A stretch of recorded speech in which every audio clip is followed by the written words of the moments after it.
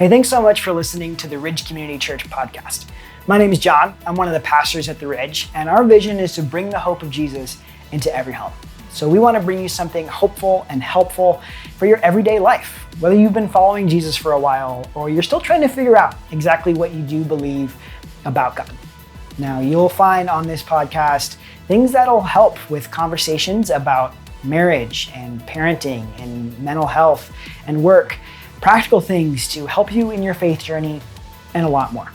So whether you're listening to this on your favorite podcast app or you're watching on YouTube, be sure to follow and subscribe so that you don't miss any of the hopeful and helpful conversations. Hey everyone, thanks for listening to this episode of the Ridge Podcast. And it's a great time for you to be joining us because we are just kicking off a season here at the Ridge called Bold. And Bold is really an invitation to help 5,000 people find Jesus by the end of 2030. And there's so much more to it. This church-wide initiative that we are doing is along with a series that just kicked off this last weekend. And as part of Bold, we're challenging people to just fully dive in and have a bold faith. Today, we're looking at one of the obstacles that can crop up with a bold faith, and that's fear. And so to talk about that, I asked Kevin Wolffersdorff, who's a firefighter, if he would come and share his experience and how he has learned to combat fear in his life, with his journey into even becoming a firefighter. So we talk about that, some techniques you can use in your own life, what to do if you're feeling called by God to do something, but you have some fear. We dive into all that stuff in a really great conversation. This is my conversation with Kevin. Well, hey, Kevin, thanks for coming on the Ridge Podcast. Absolutely. Happy to be here. Thanks for inviting me.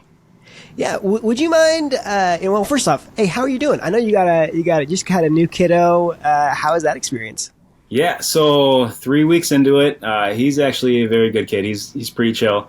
He eats a lot. He sleeps a pretty good amount. Pretty much normal wake-ups at night like you would expect.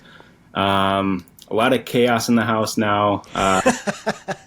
Especially with our middle child, he's a little bit more on the side of wanting more attention now. I mean, he's always kind of wanted a little bit more, but now a little bit extra. So that'll die down eventually, I'm sure. But yeah, a lot of chaos in the house, but it's a good chaos. Yeah. And you know what? I guess that the life of a firefighter has probably prepared you well for the lack of sleep. Is that fair? That's probably a fair statement to say. Not too often you get a good night's sleep at the firehouse. Yeah.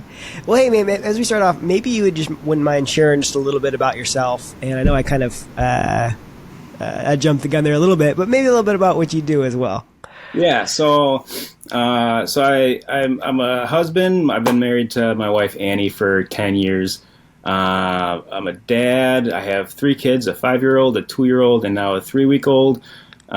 So that's been great. Love everybody to death. Love spending time with everybody. I wasn't, we just kind of mentioned I'm a firefighter, so I wasn't always a firefighter. I spent 9 years as a production manager for a small company. Before that, before making the career jump. And yeah, that's pretty much me. I serve in the band at church as well. I've been doing that for, I want to say 8 or 9 years, something like that.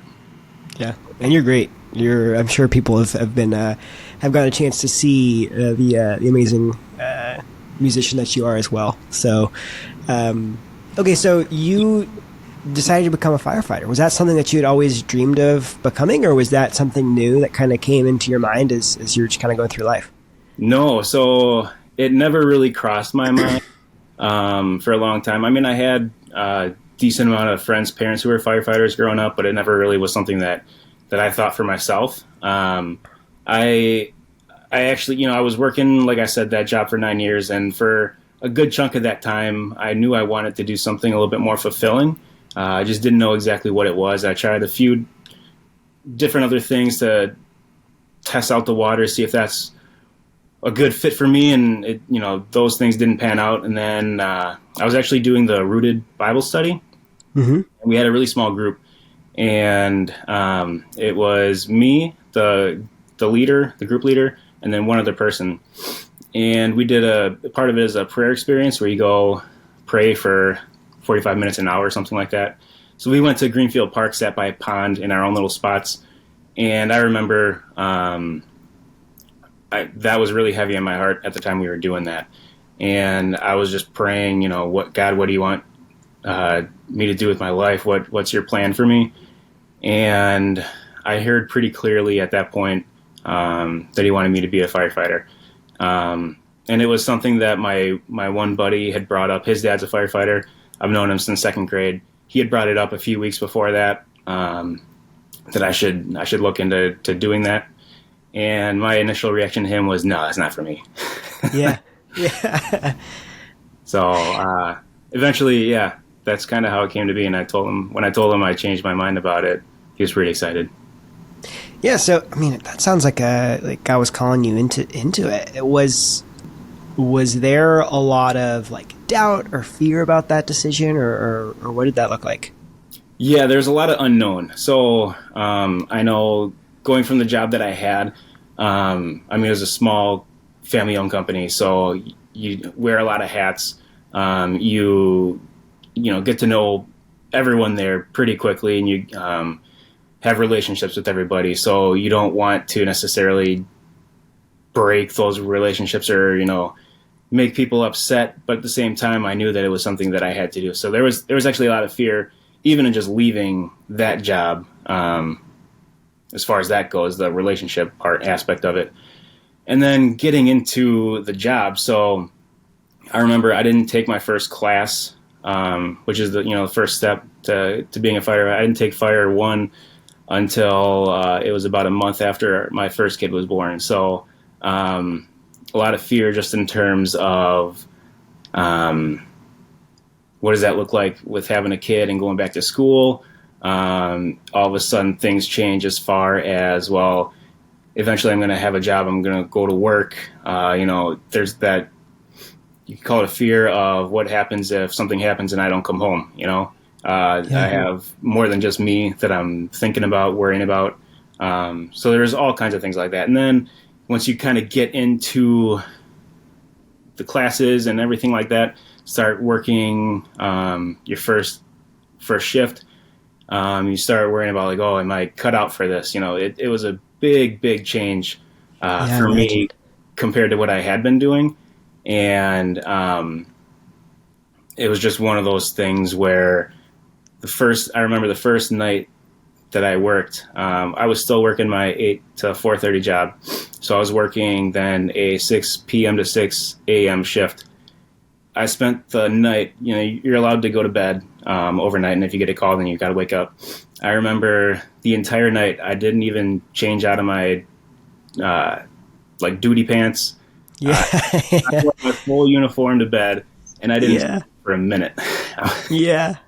The fear of that pager going off, because you don't know what you're going to be walking into. Yeah. First night on the job, you're just not totally confident in your skills. Because you went to school, took the classes, but that is a whole different ballgame compared to actually doing it in the field. So there was a whole lot of that going on as well. Yeah. So when you're facing those fears, and maybe it's a different response for each different type of fear, but maybe you could just talk us through a little bit about when you have that fear, what do? How do you respond? So, yeah, that's a good question. It's really hard in the moment to kind of think about it this way, but just understanding that God didn't put us here to sit around and do nothing all day. He created all of us in His image to do great things. So I know for me, just as far as getting into the field, because of the fact that I knew that he brought me into it after doing the rooted prayer experience. Yeah, I always kind of had that to fall back on. But I know too that is one component of it, I guess you could say. There's a whole lot of different aspects of the fear that come in with it. So that's one thing that helps, is just knowing God put me there for a reason. Another thing that I do sometimes, we get dispatched to calls and you kind of know they're more serious by nature. So that kind of gets your heart rate up a little bit, kind of gets you a little bit more on edge, I guess you could say. So I'll just say a quick prayer as we're on the way to the call. God, use me in whatever way you see fit in this situation. Guide my thoughts, guide my actions, and then just kind of trust from there. That helps quite a bit too. Another thing is like the whole idea of preparation and holding yourself accountable for your actions. I know when I first started on the job, there's so much you have to learn, and it's not something that you just automatically have day one. You're constantly building on it throughout your whole career. So I had a lot more of the fear on day one just because you weren't as confident. But the more you do, the more you see, the more confident you get, and you're working towards it too. You're studying things. You have to keep learning about like fire behavior, smoke patterns, fire ground tactics, medication profiles, different patient presentations, what that might look like, protocols for how you're going to treat them, all kinds of things that you're continually learning and building on as your career goes. And so by holding yourself accountable to learning all that information, it definitely works towards lowering that level of anxiety.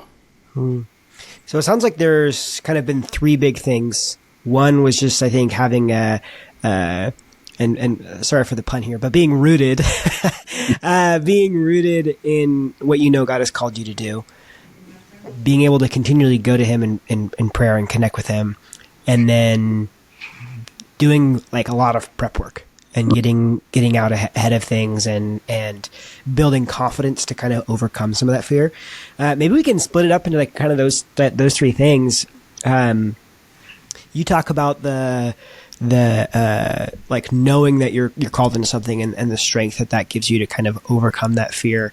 Is that something that you kind of need to remind yourself of often when you get the chance of? Is that something that you go back to? Is that something that you kind of had to really wrestle with? What does that look like?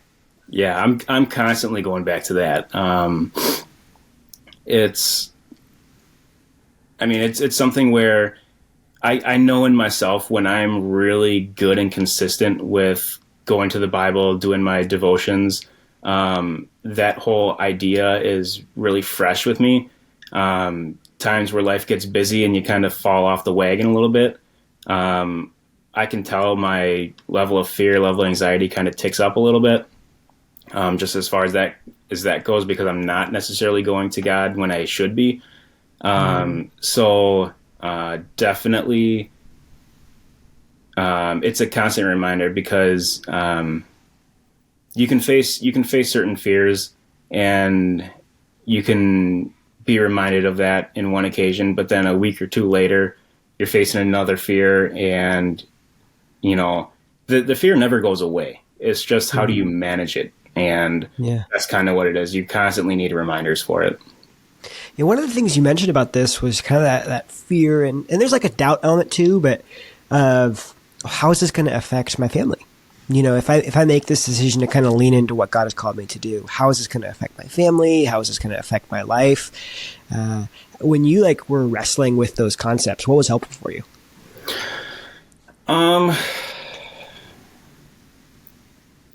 So I guess I was in a spot at my old job where I wasn't really able to fully be there for at the time it was mostly just my wife because we didn't really have kids yet.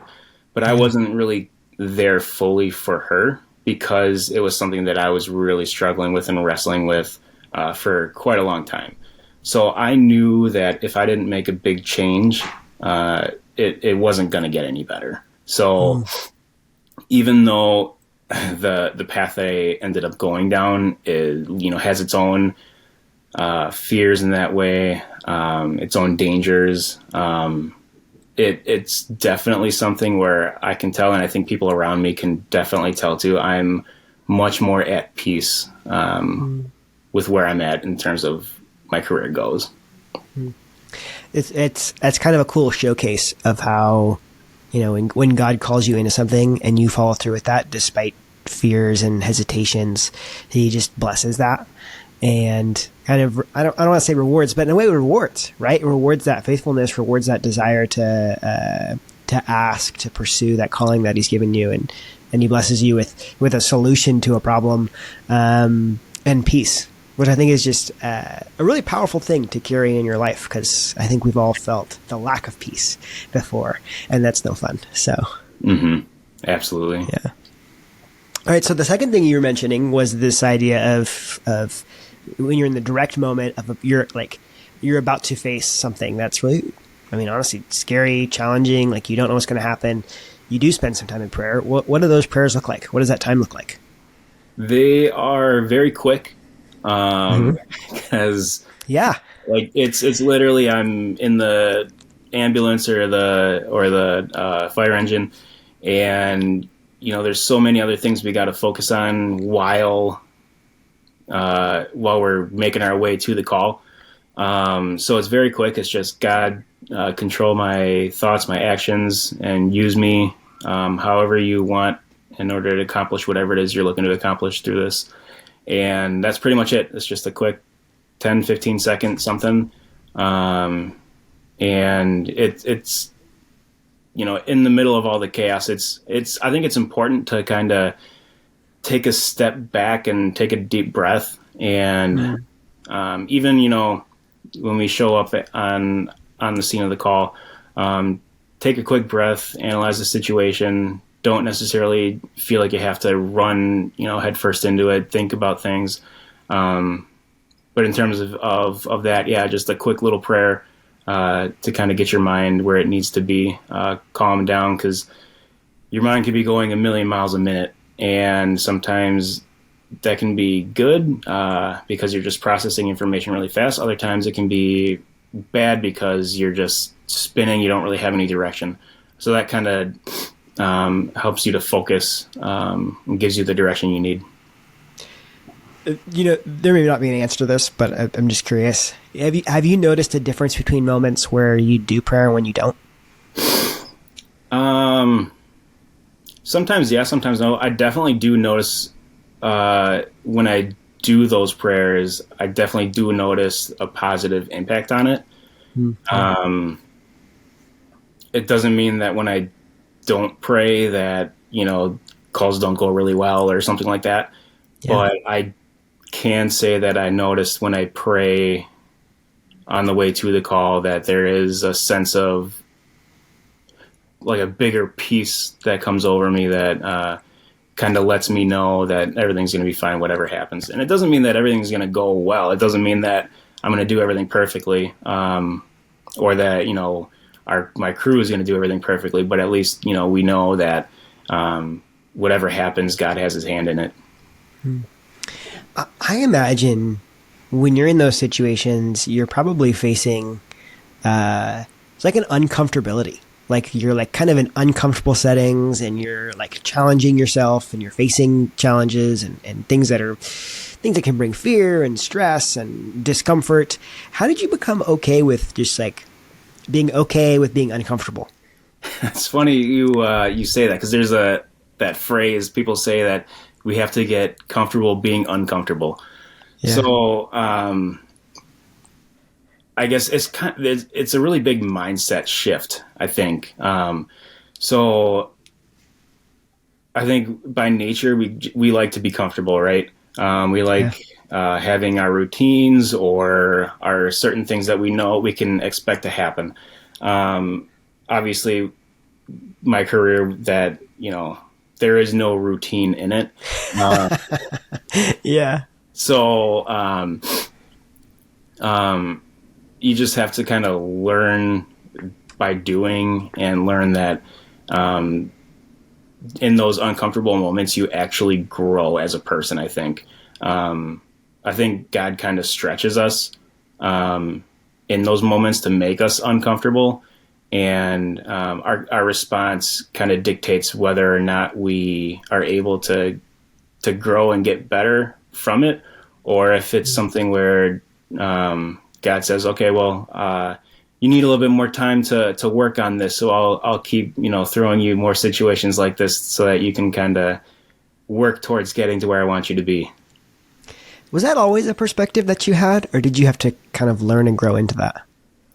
Definitely didn't always have it. Like I said, I spent 9 years at a job that I knew pretty early on that I wanted something with more meaning, and it took that long for me to kind of land where I did. So, there was a lot of that time where I kind of let the fear of, well, what if I fail at this, or I have a job right now where, I know that I'm liked and I'm doing a good job. What if I go to this other career and it's a total flop, and then I don't have any job anymore? What do I do from there? So it definitely held me back for quite a long time. But I think, so for me, I had a lot of people in my corner, people from the Ridge, and other, people not from the Ridge as well, but that particularly one person from the Ridge that really invested a lot of time in me and really helped me guide through a lot of those feelings. I don't even know if he knew he was doing that or not. But he helped me kind of guide through those feelings and helped me land to where I was, where I knew God was calling me to where he was.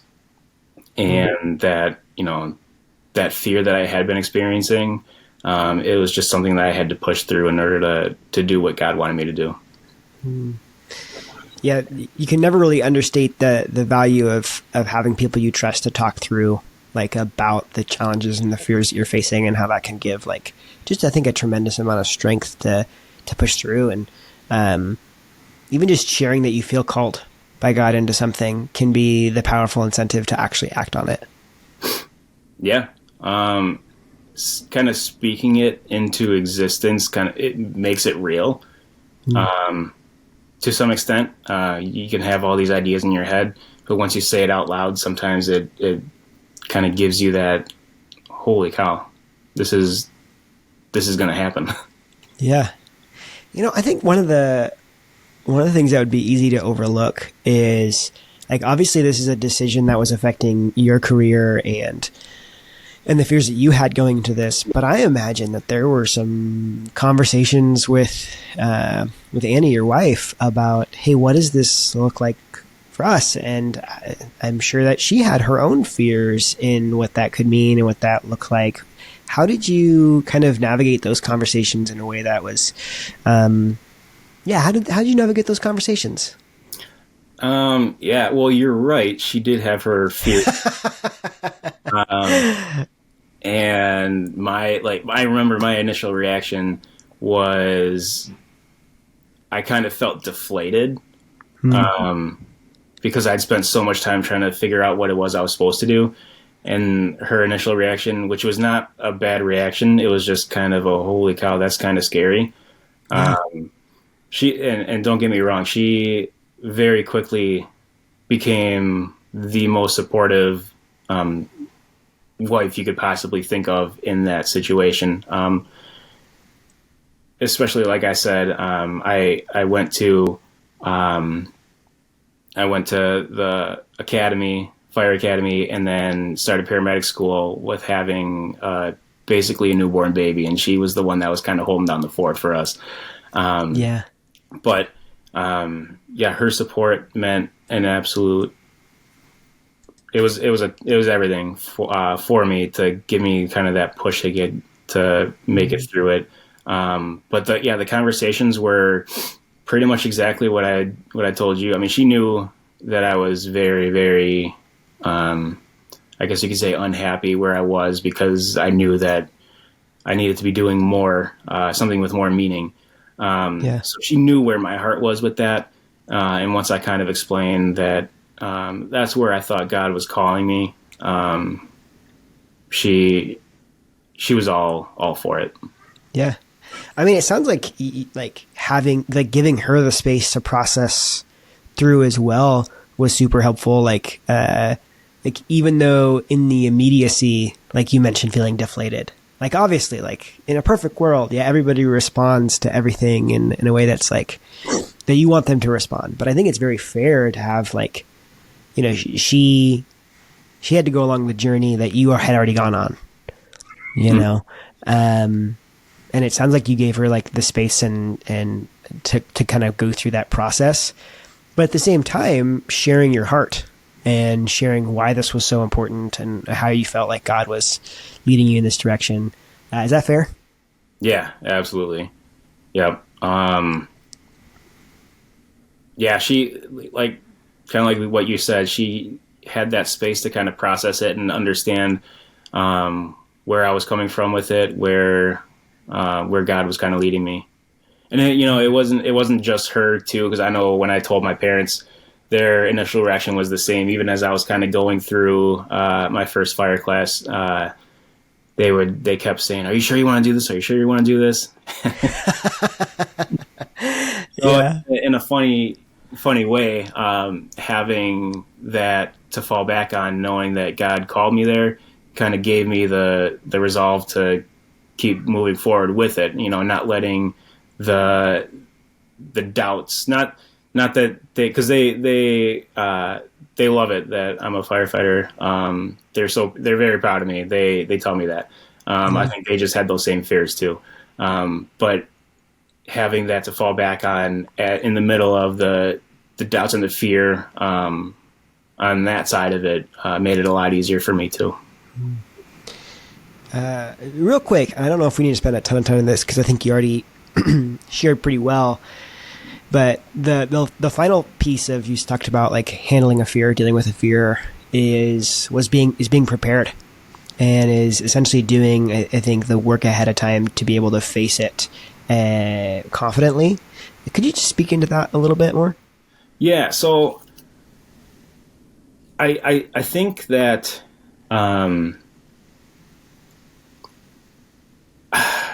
it's hard for, I don't know exactly how to phrase it. You want to have full trust and reliance in God and his plan. At the same time, you want to make sure that you're doing everything you possibly can to make sure that you can fulfill what his plan is for you. Yeah.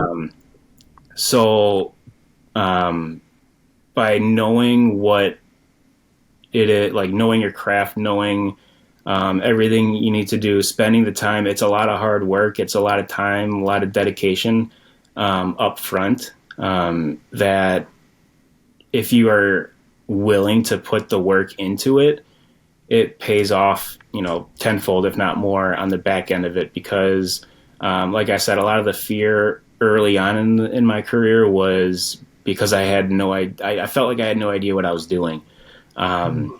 And then once you kind of learn, you have other people. I had a lot of people that were really great about teaching me too.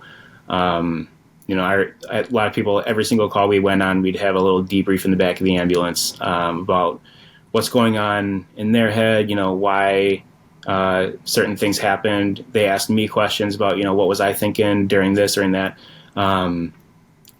All of that kind of plays into developing the skills and the knowledge to be more confident. So now I'm in a role now where I have several people on my shift that are below me in rank. So I'm doing the exact same things for them now. And teaching also goes into gaining confidence because you learn through teaching. I think the more you prepare yourself, the less scary things become. Yeah, it sounds a bit like trust isn't a reason or excuse. Trusting God isn't an excuse to not put forth the work. It's actually a reason to give it all you have because you trust that he'll take care of the things that you're doing. Yeah. So I have a tattoo on my arm, Colossians 3:23, and everything you do with your whole heart, do it for God, not for man. So that kind of helps guide my thought process in terms of putting in the work, giving it everything I have, because that's what God wants me to do. I love that. Well, maybe, so say somebody right now, they call you up. They're like, hey, Kevin, I'm struggling with the decision in my life. I feel like God is calling me to do this thing, but I'm scared of it. I'm scared of kind of diving in and going forward with that. What advice would you give them? Yeah, a lot of kind of what we talked about. So if you feel like God is leading you, lean into it. If he's leading you in a certain direction, it's for a reason. It might be because you're unhappy where you are. It might be for maybe you are perfectly happy, but you're getting a little nudge in a different direction because he's got something really big planned for you. Whatever that fear is that you're experiencing, it can be healthy to be fearful. I think a little bit of fear kind of keeps your mind sharp, focused, and kind of it gives you some motivation to keep going. But don't let the fear keep you from doing what God wants you to do, because on the other end of it, if you can, God doesn't promise an easy life. He promises, much more than that. And we want at least I do. I want whatever that more is, and it might look ugly at times, and it might be scary, but that more is always better. Well, maybe you can kind of round it out with this. How has kind of responding to that calling? How has relying on God through the fear and trusting His promises? How have all of those things really impacted your faith? So, I think that it's taken a lot more dedication on my part to push through those fears and to keep going and push myself to get better. Because even after being on the job, you still have doubts about this or that. So I'm constantly going back to like I said, my Bible study, my devotions, my small group, just whatever, all those things to keep me focused and to bring me back to a place of not being held down by fear. Because I know when times got really, particularly when we had a newborn baby and I was going through school and I felt like I had absolutely zero time for, any thoughts other than school and whatever. I wasn't as good about spending time with God. And that's when I would get more stressed out than any other time. So having, I guess that experience kind of reminds me that staying focused on God is absolutely critical in facing the fears and in doing what He wants me to do with my life. I love that. Kevin, thank you so much for sharing on this stuff. Thank you so much for what you do in honestly serving people and responding to God's call, and then being willing to, I think, share. I know that the explanation for some that you were called into it by God can be it's probably a lot for people to process through. But I love your openness in sharing that and seeing on the other side of it how it's given you peace amidst even a job that might not be peaceful. So thanks for sharing. Thanks for taking the time to do that. Absolutely. Thanks for having me again. Well, that was my conversation with Kevin, and I'm just so grateful for him sharing honestly and openly about how he experiences fear, but then still processes and goes through that and still acts because he knows just the greater thing that he's called to is something that's beyond fear. And so my encouragement to each of us, no matter what type of thing that you're facing, no matter what fear you're facing today, is to incorporate some of the principles that Kevin talked about and taking a step towards fighting past that and continuing to act in a bold way as you push through that fear. Now, as you're listening to this and we are in our Bold series, I want to invite you to go to bold.theridgecc.com where you can learn more about Bold and you can find discussion guides and conversation guides and more information and resources about all the things about this initiative, how it's calling us to really have and grow in our faith and our walk with Jesus. And I just really encourage you to really dive in and experience all the things that we can during this season. So if you've appreciated this conversation, I want to encourage you to like and subscribe to this podcast so that you don't miss any hopeful and helpful conversations. And each week we're going to be throughout Bold, we're going to be diving into a topic that's really going to help us to grow and learn and have a more bold faith. So thanks for joining us for this week.